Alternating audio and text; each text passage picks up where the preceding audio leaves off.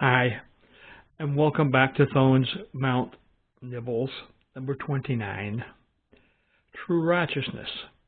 This is part B, which is an example of a hated category. We'll be reading from Matthew 5:43 to 48 once again. You have heard it been said, Thou shalt love thy neighbor and hate thine enemy. But I say unto you, love your enemies, bless them that curse you, do good for them that hate you, and pray for them which desperately use you, and despitefully use you, and persecute you. And ye may be the children of your Father which is in heaven, for he maketh his sun to rise on the evil and on the good, and sendeth rain to all just and on the unjust. For if ye love them which love you, what reward have you?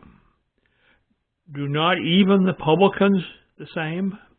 And if ye salute your brethren only, what do you more than others?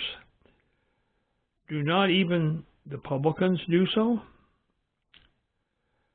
Be ye therefore perfect, even as your Father which is in heaven is perfect. So the topic here is no exceptions. Now, why is this in the Bible? A personal example of who to love. And the communications that you give back is more than likely even them. So we will see. Application to my life. In order to show that there were no exceptions to this rule, the example of the tax collectors, that is publicans, was mentioned. The tax collectors, of which Matthew, who wrote this, was one, were technically Israelites who worked for the Romans for their own personal profit.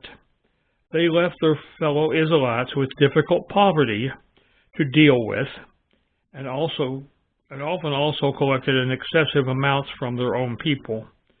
Of course, Jesus agrees that the behavior of tax collectors was unacceptable, but he used this as an example of a group of people that weren't accepted by their fellow Israelites, even though they should have been, because they were still to love their enemies and show mercy to them.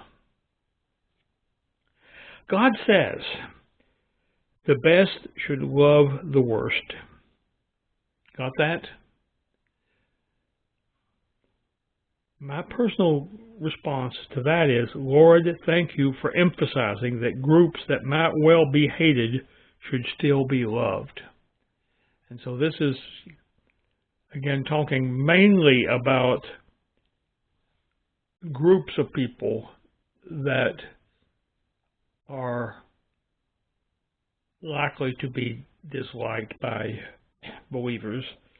The previous one was about the behavior of individual people who should be loved even though they have given reason to be hated. So until next time, bye-bye.